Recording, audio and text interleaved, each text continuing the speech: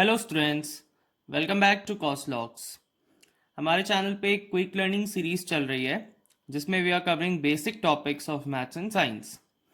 सो आज का हमारा टॉपिक है मोशन। आज हम मोशन और उससे रिलेटेड कुछ बहुत सिंपल टर्म्स के बारे में बात करेंगे। तो ये मोशन जो है ये फिज़िक्स का मोस्ट बेसिक टॉपिक है, मतलब जो एकदम बिगिनर्स हैं फिज़िक्स के साथ उनको ये बहुत हेल्प करने वाला है ये वाला टॉपिक। नाउ बेसिकली हम देखें तो क्लास 6 to 8 के लिए ये बहुत हेल्पफुल होगा। सबसे पहले ये देख लेते हैं कि मोशन को डिफाइन कैसे करना है। देन फिर और जो टेक्निकल टर्म्स हैं जो मोशन को और अच्छे से हमें समझाएंगे उनको भी हम देखेंगे आज। सबसे पहले अगर अपन डेफिनेशन देखें मोशन की, when a body changes its position with respect to time, okay, this is when you call that motion has taken place.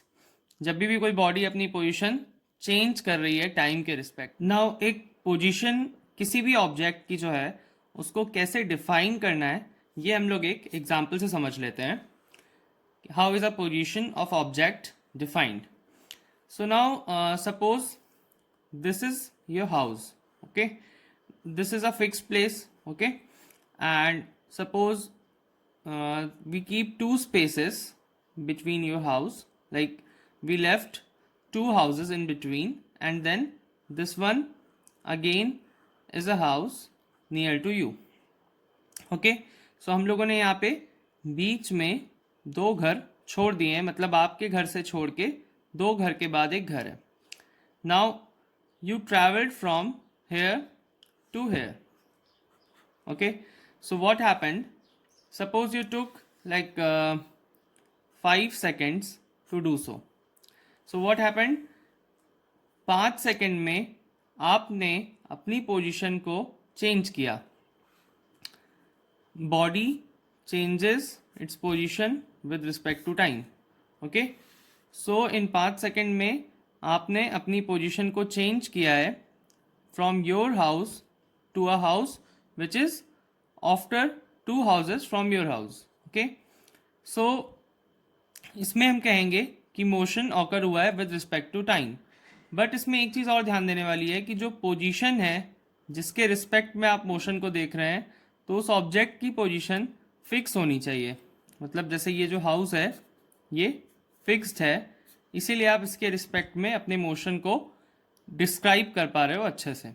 I hope आपको मोशन का जो कॉन्सेप्ट है फिजिक्स में वो समझ में आ गया होगा। अब इसमें हम आगे बढ़ते हैं।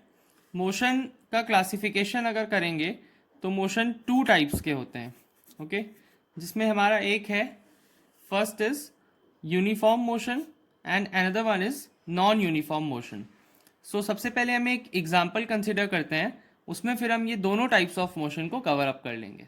नाउ सपोज एक क्लासरूम में टीचर ने अपने स्टूडेंट्स को 10 चैप्टर्स के क्वेश्चन आंसर लर्न करने के लिए बोला है and teacher gave a time of 10 days। Now we know कि एक क्लास में बहुत वैरायटी के बच्चे होते हैं। कुछ बच्चे उसमें ऐसे होंगे जो डेली एक चैप्टर पढ़ेंगे तो वो 10 दिन तक 10 चैप्टर ख़त्म कर लेंगे। कुछ बच्चे ऐसे भी होते हैं जो शुरू में 2-3 दिन मस्ती किए फिर पढ़ना स्टार्ट किए। अब सपोज कोई बच्चा ऐसा है जिसने 5 दिन तक पढ़ाई ही नहीं करी, फिर बाद में वो स्टार्ट कर रहा है। You. Carry him up. I said terrorist. Okay. Okay, I want. Shut up! I want to be a teacher. Ah! Miss!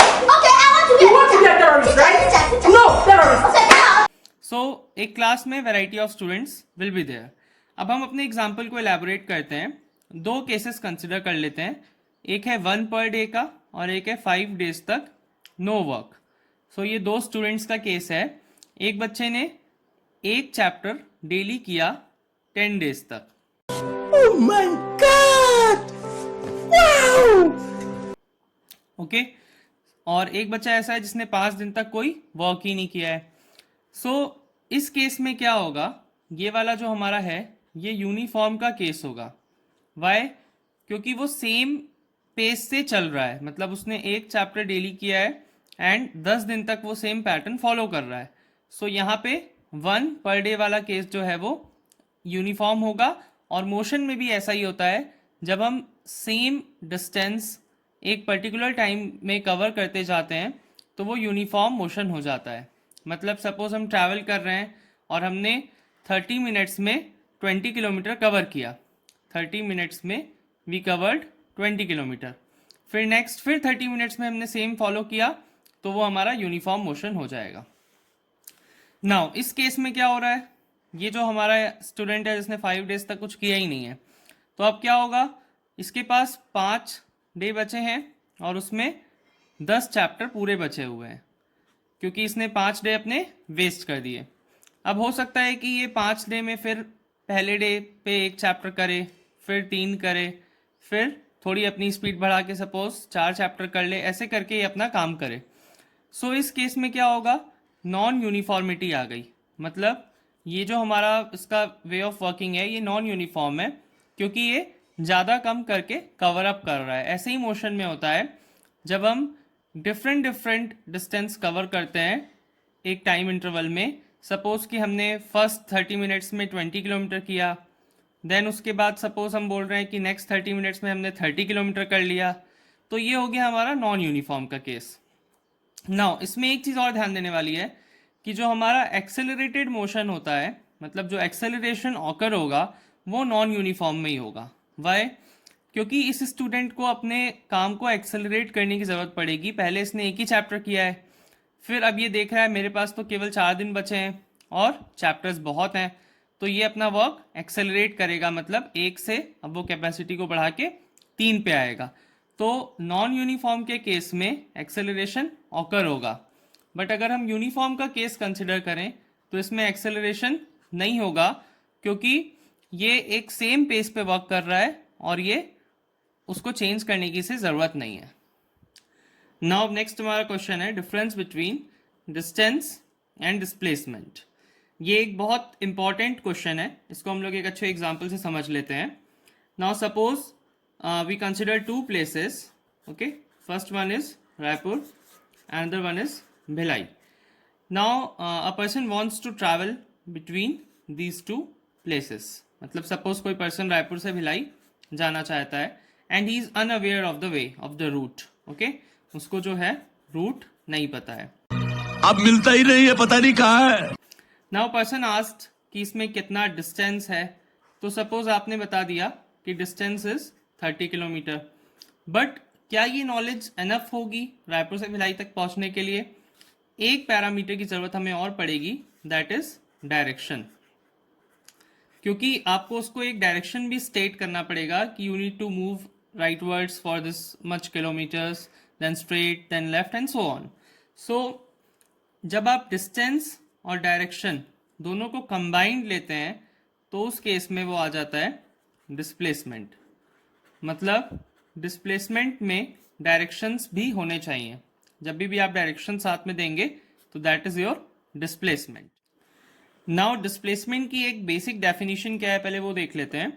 So it is the shortest distance between 2 points. जैसे यहाँ पे हमारे 2 पॉइंट्स हैं, suppose Raipur and Bhilai. तो अब कोई भी person आपसे पूछा है इसका रूट, तो you will tell what, shortest distance, and in order to tell that you need some directions. So जब भी आपने डायरेक्शंस के साथ स्पेसिफाई किया है, सो यू कैन से कि वो क्या है, शॉर्टेस्ट डिस्टेंस होने वाला है। इसमें एक बहुत अमेजिंग सी बात है, जैसे सपोज आपने एक पॉइंट ए से पॉइंट बी तक ट्रैवल किया, ओके?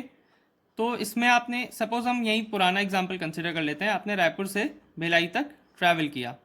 सो आपने कितना डिस्टेंस ट्रैवल कर लिया, 30 किलोमीटर्स का। अब सपोज यू केम बैक, सो अब आपका जो इनिशियल पॉइंट है और जो फाइनल पॉइंट है वो सेम हो गया, तो उनके बीच का शॉर्टेस्ट डिस्टेंस क्या हो जाएगा, 0। सो मतलब अगर आप रायपुर से भिलाई जाते हैं एंड यू केम बैक, सो उस केस में डिस्प्लेसमेंट क्या आ जाएगा, 0। ऑल्दो आपने डिस्टेंस कितना कवर किया है, 30 + 30 का, दैट इज 60 किलोमीटर का, बट डिस्प्लेसमेंट 0 है, क्योंकि उस केस में हमारा जो फाइनल पॉइंट है और जहाँ से हमने शुरू किया था वो दोनों सेम हो गया। नाउ अब हम 2 बहुत इंपॉर्टेंट टर्म्स पे बात कर लेते हैं जो आपको इस चैप्टर में हमेशा ही सुनने को मिलेंगे, that is your instantaneous and average. So suppose a person is traveling a distance of 30 kilometers between these 2 locations, okay? So इसमें क्या होगा, लेट्स से कि उसको ये काम करने में लग रहा है 1 आवर। सो 1 आवर में जो उसकी स्पीड होगी वो फ्लक्चुएटिंग होगी, नो डाउट। मतलब वो ऐसा नहीं होगा कि एक सेम स्पीड पे ट्रैवल करके 30 किलोमीटर्स को कवर किया होगा। कभी वो थोड़ा स्लो चला होगा, फिर कहीं पे रुका होगा, फिर फास्ट हुआ होगा and so on. So let's say कि वो पर्सन 5 PM पे डिपार्ट किया रायपुर से एंड 6 PM पे ही रीच्ड भिलाई। नाउ अब उसकी जो स्पीड्स होंगी वो वैरिंग होगी, जैसा मैंने आपको बताया। सपोज किसी मोमेंट पे 80 है, देन 90 है, फिर सपोज 100 है, फिर कभी 60 है, ऐसे करके उसकी स्पीड वैरिंग होगी। सो इसमें ये दो टर्म्स लेना बहुत ज़रूरी होता है, इंस्टैंटेनियस और एवरेज। पहले एवरेज देख लेते हैं, क्योंकि उसकी स्पीड की डिफरेंट डिफरेंट फिगर्स हैं। So we need some average speed कि उसने अपना डिस्टेंस कितनी स्पीड से कवर अप किया है। तो वैसे में हम क्या करते हैं, जो टोटल डिस्टेंस होता है अपॉन टोटल टाइम कर देते हैं। तो इसमें हमको एक एवरेज आ जाता है। लेट्स से वो आ गया हमारा 75 किलोमीटर पर आवर। सो ये हो गया हमारा एक एवरेज का रफ एग्जाम्पल। देन इंस्टैंटेनियस हमें देखना है। इंस्टैंटेनियस में क्या होता है, एक पर्टिकुलर इंस्टेंट पे, जैसे सपोज मैंने पूछा कि 5:30 PM पे उसकी क्या स्पीड थी, तो सपोज 5:30 पे वो 60 से ट्रैवल कर रहा था, तो उस इंस्टेंट पे जो स्पीड है वो इंस्टैंटेनियस है। तो हम ये कह सकते हैं कि जो हमारे कार में डिस्प्ले होता है जहाँ पे वी सी स्पीड्स, तो वो हमें इंस्टैंटेनियस स्पीड ही बताता है, मतलब वो उस इंस्टेंट की स्पीड बताता है। सो आई होप आपको ये सारे टॉपिक्स जो मोशन से रिलेटेड हैं ये क्लियर हो गए होंगे। कोई भी डाउट है तो कमेंट करके पूछ सकते हैं। चैनल पे नए हैं तो सब्सक्राइब कर लें। You'll get amazing content like these every day, and please share the video also.